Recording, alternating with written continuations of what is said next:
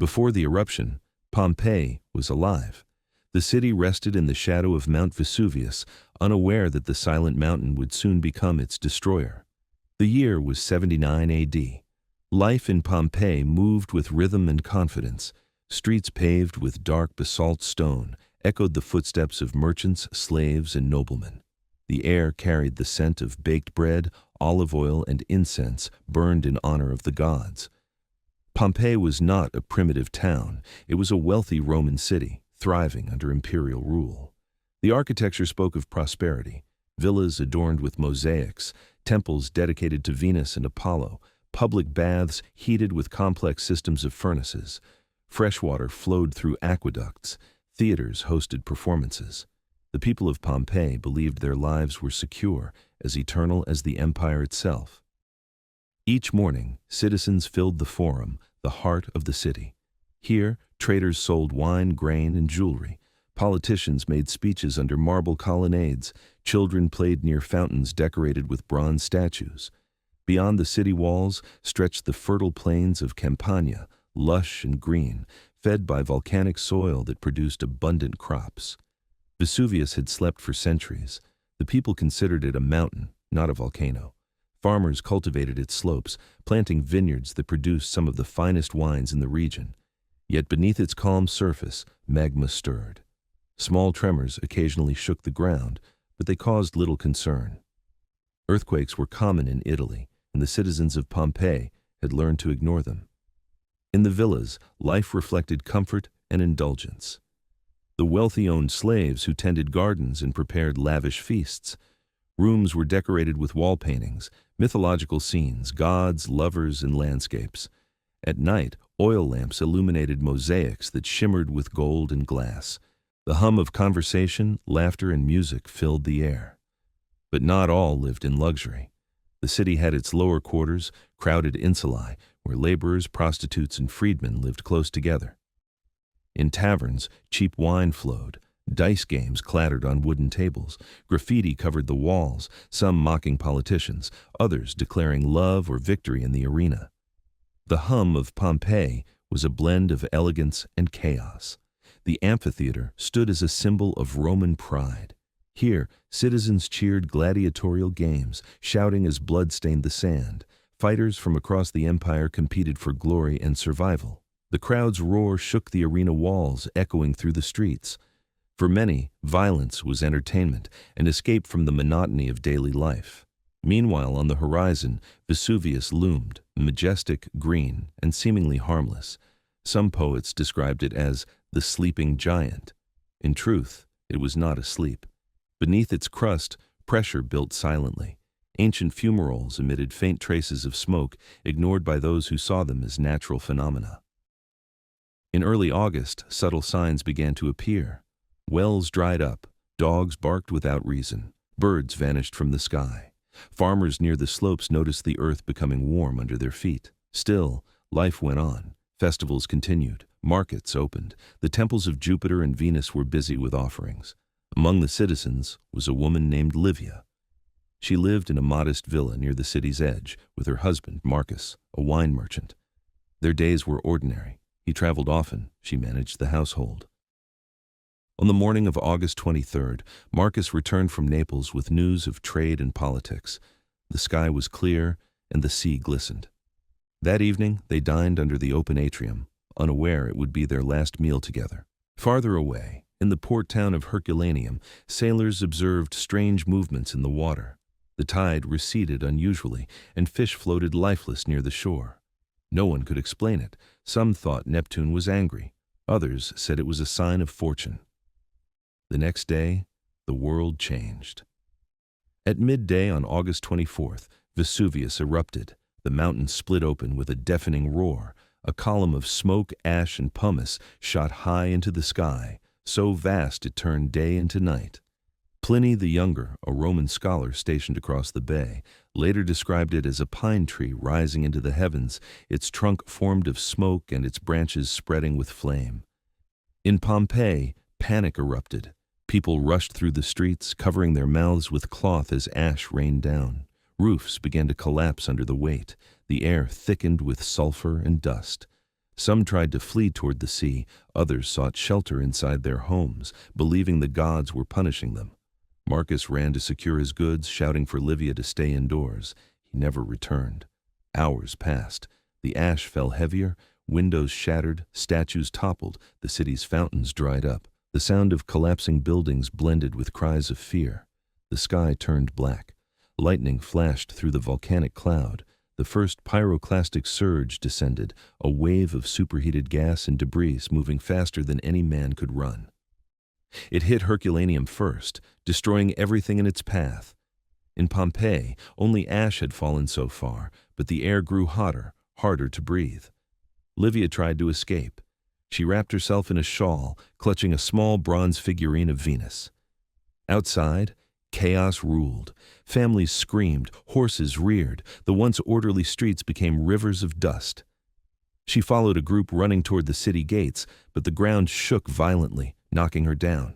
Above her, the temple of Jupiter began to crumble. Throughout the city, thousands faced the same terror. Some hid in cellars, others clung to loved ones. Many prayed to the gods, pleading for mercy. The volcano answered with fire. By nightfall, Pompeii was buried under several meters of ash. Only the upper floors of buildings remained visible. Fires burned in the distance. The wind carried the stench of sulfur and death. In the silence that followed, only faint cries echoed, soon fading into nothing. Across the bay, Pliny the Elder, commander of the Roman fleet, sailed toward the eruption to rescue survivors. As his ships approached the coast, darkness enveloped them. Ash rained onto the decks. He ordered his men to press on, shouting that fortune favors the brave. He would never return. For nearly 2 days, Vesuvius unleashed its fury. The sky remained dark. The sea boiled near the shore. When the final pyroclastic flow reached Pompeii, temperatures rose so high that flesh vaporized instantly. Those who had survived the ash suffocated in an instant wave of fire and gas. When the eruption ceased, silence returned. The once vibrant city lay buried under more than 6 meters of volcanic material. Its people, its art, its language, all entombed. Only faint outlines of rooftops marked where life had once been. The Roman Empire mourned the loss but quickly moved on. The site was abandoned. Over time, nature reclaimed it. Vines grew over the ruins. The memory of Pompeii faded into legend, a tale of divine punishment whispered by sailors passing the Bay of Naples. Yet beneath the earth, Pompeii remained, perfectly preserved, waiting. Centuries later, when explorers would dig into the hardened ash, they would find a city frozen in time. Loaves of bread still in ovens, tables set for dinner, bodies captured in their final moments. The tragedy of Pompeii would become more than a story of destruction.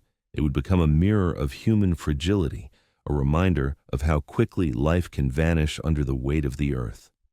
For almost 17 centuries, Pompeii slept beneath the earth. The city was lost, forgotten under layers of hardened ash and pumice. Above it, fields stretched quietly across the plain, and farmers plowed the soil without realizing they walked upon the ruins of an entire civilization. The eruption of Vesuvius in 79 AD had erased Pompeii from maps and memory. Roman writers mentioned it briefly, but the empire was vast, and new wars, new emperors, and new cities soon filled the chronicles of history. Pompeii became a myth, a place cursed by the gods, said to have vanished for its arrogance and indulgence, but time, as always, uncovers what is buried. In the late 16th century, workers digging near the Sarno River stumbled upon marble fragments, inscriptions, and strange hollow shapes in the volcanic rock. At first, they thought it was a forgotten villa. They found walls, columns, even a mosaic floor. Yet no one understood what it was. The ruins were covered again and left untouched. It wasn't until 1748 that systematic excavations began. Under the rule of King Charles III of Naples, explorers returned to the site with more purpose. They uncovered statues, frescoes, and pottery, all remarkably preserved. The colors of the paintings were vivid, the architecture almost intact. Slowly, they realized they had rediscovered Pompeii. The rediscovery shocked Europe. The city had not just been destroyed, it had been frozen in time. Unlike Rome or Athens, which had evolved over centuries, Pompeii was a perfect snapshot of daily life in the Roman Empire. Every wall, every object, every body told a story. As the excavation advanced, workers noticed strange voids in the hardened ash. When one was filled with plaster, a human form appeared, a person captured in their final moment.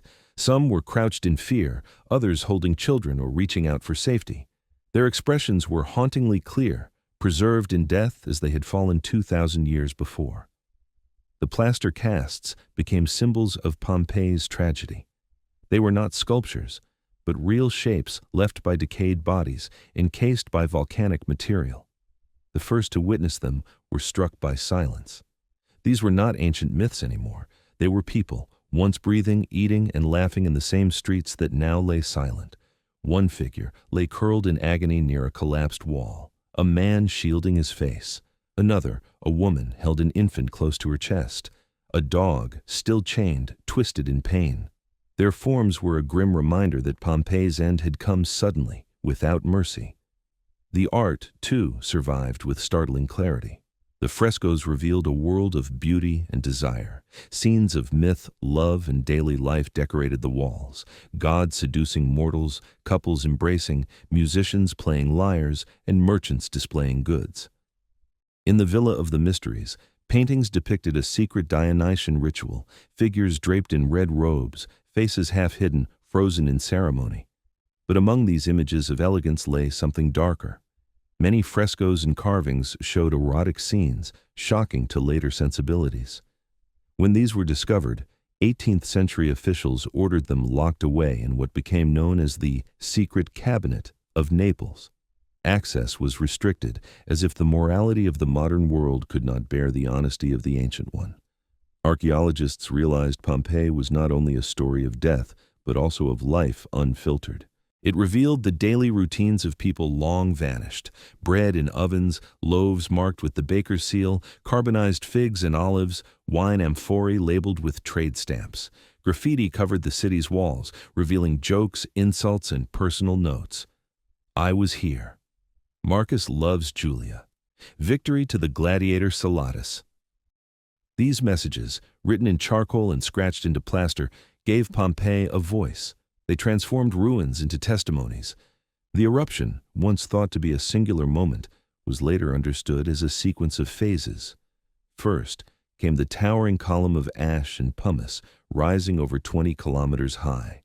Then came the pyroclastic flows, waves of burning gas that swept through the city, killing instantly. Modern science revealed that temperatures had reached over 300 degrees. Death came not from suffocation, but from heat. The bodies preserved in ash were not slow victims. They were flash-burned, frozen by catastrophe.